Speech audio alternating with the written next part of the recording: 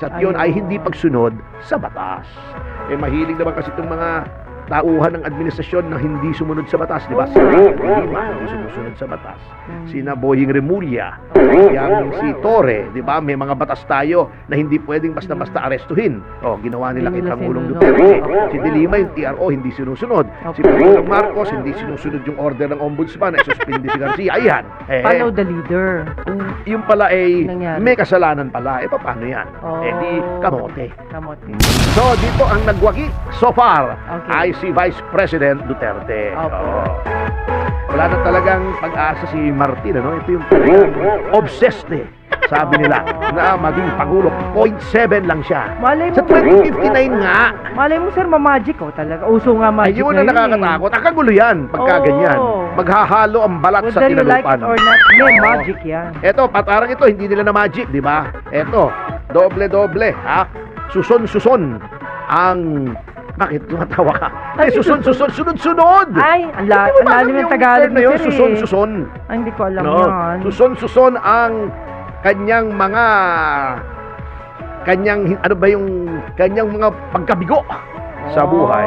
Di ba, natalo? Challenge yan. Natalo bilang gobernador ng probinsya ng Cebu. Oh. Si Gwen Garcia. Ngayon naman, siya ay pinagmulta Why?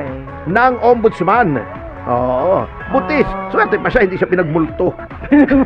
Pinagmulta lang. Multa talaga. Okay. Ito ay may kaugnayan doon sa demandang conduct prejudicial to the best interest of the service. Oh. Tungkol doon sa pag-dredge. Ano ba yung sa Tagalog yung pag-dredge? Walang Tagalog noon, ano? Yung hukay? hinuhukay mo, inaano mo. Pagtabi-tabi? Basta, ganun na nga. Ganun na yun. Pag, kalaykay Basta ba? kinalaykay, hinukay, Kalaykay, dinukot, ay dinukot. Hindi naman dinukot. Sa bagay, dudukutin mo yun. Diba? Kinalaykay, hinukay. Opo. Diba? Oh. Ayon sa ombudsman, Sige po.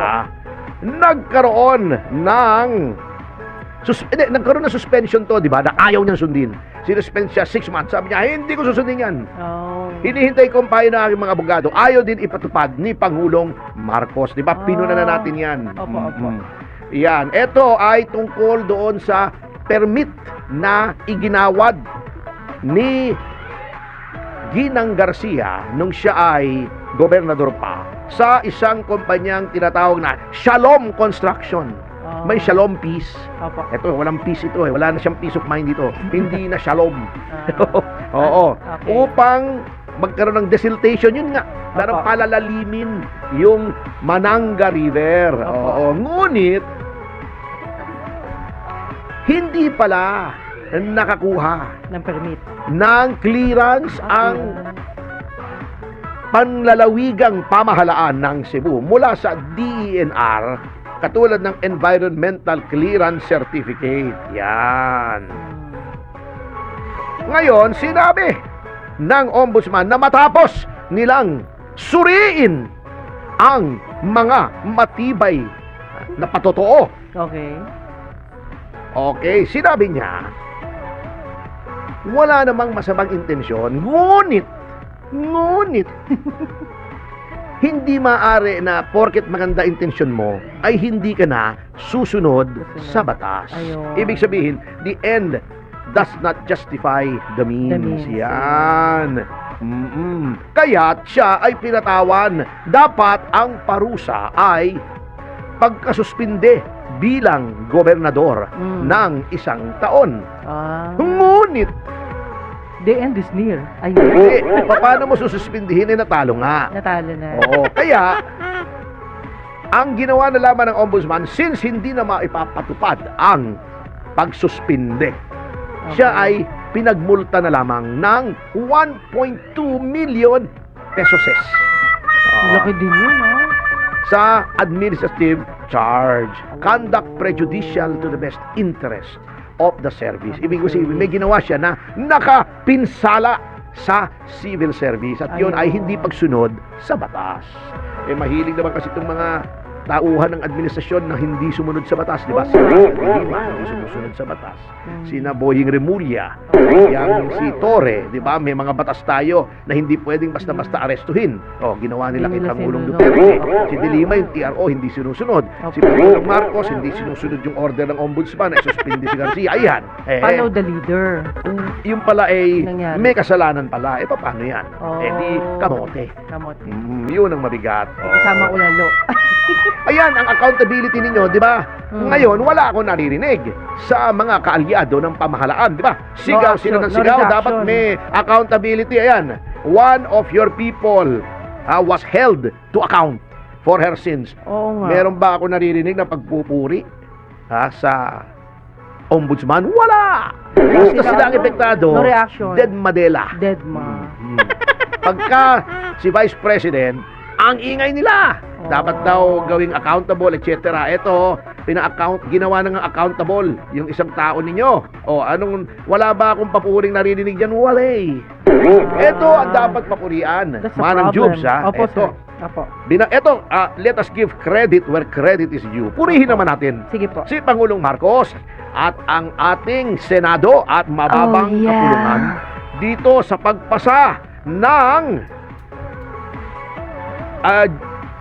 Judicial Fiscal Autonomy Act na nilagdaan ni Pangulong Marcos kahapon. Thank you, Thank Mr. you. President. Mabuhay Thank ka, you, boss. SP Escudero. Thank you, Speaker Martin Romualdez. Yan, Wow. parehas tayo. Thank you ha? po. Thank you. At natutuwa ako sapagkat sa akin, this is personal because tinrabaho po namin ito.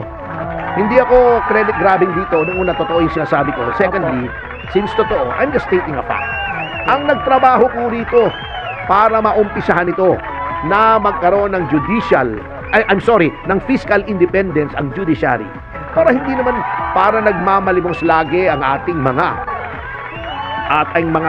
huwes, ang ating mga mahistrado. Sa mababang kapulungan, ang nagpasimula po niyan ay si dating Pangulong Gloria Macapagal Arroyo. Yahoy.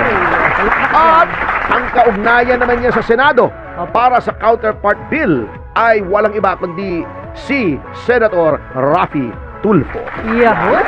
Credit where credit is due, regardless of political affiliation. Tama po. At ang mga nagbigay naman po ng mga valuable na inputs dito from the judiciary ay then court administrator and now justice na si Justice Raul Villanueva bilang court administrator at si Justice Maidas Marquez, Ayan. dating court administrator for the longest time. Kaya yung institutional memory niya ay napakaganda pagdating sa mga measures na mag-ensure na may kasarinlan sa pananalapi ang Ayun. judiciary para lalong hindi ma-impluensya Ayun. ng two other branches, lalo na ng lehislatura. Ayun. Pati na rin ang executive. Oy, Siyempre, congratulations. nag-input din ang mga justices Opo. ng Supreme Court. Binigyan din kami ng mga pointers sa pamumuno ni Chief Justice Alexander Hesmundo. Oh. At siyempre, may mga abogado rin na nag-volunteer para mag-draft ng batas. Opo. Nandyan si Attorney Roma Valdez. Wow. Ang kaibigan natin. Yan ay talagang tinrabaho niya na magkaroon ng mga impormasyon si Senator Raffy at si Madam GMA para maganda ang pagka-draft nito. Ayun. Yan. Galing. At itong Judiciary Fiscal Autonomy Act Opo. ay nagpapatibay sa mga sinasaad sa ating saligang batas na ang hudikatura ay dapat magkaroon ng fiscal independence. Oh. Yung kasarinlan sa pananalapi kasi pag wala yan, pwede ka mag-exert ng pressure. Ayun. At ang napakaganda nito, ang ibig sabihin nito, kung anong budget ngayong taong ito, hindi pwedeng babaan. Hindi mo pwedeng ibaba the next year. Pwede mong taasan at dapat naman taasan. Pero hindi pwedeng bawasan. Hindi pwedeng Importante singitan. po yan. Baka kasi, katulad niyan, nag-rule ang judiciary against the legislature, baka parusahan sila. Oh. Ibababa namin, gagawin namin zero. Sige, hindi pwede yun. Okay. Mm. Hindi maganda At na.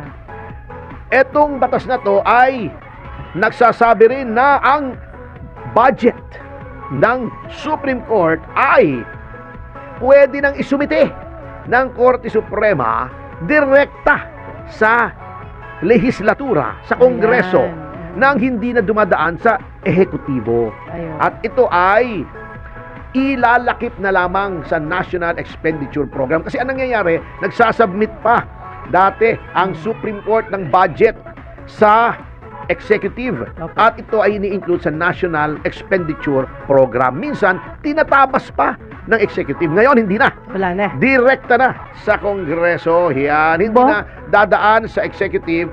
At ang nagpe-prepare kasi ng NEP, yun lagi natin pinag-usapan na NEP, Opo, ha, NEP. ay yung DBM o Ayan. Department of Budget and Management. Wow, Yan. congratulations At- sa inyo. At! At!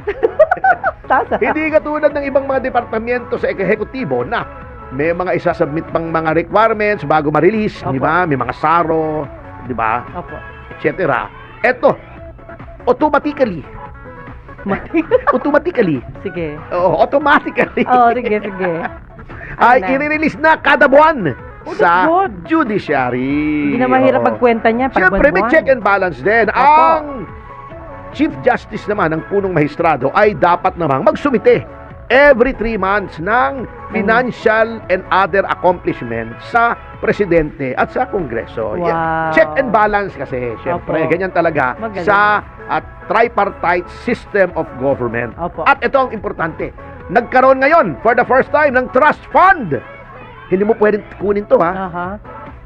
Halimbawa, may emergency, Opo. ay pwedeng kumuha doon sa trust fund na yun. Hindi pwedeng kunin yun katulad ng ginawa sa PhilHealth. Opo. Biglang kukunin. Ito po, hindi pwede. Yan. So, congratulations Yahoy! sa ating Supreme Court.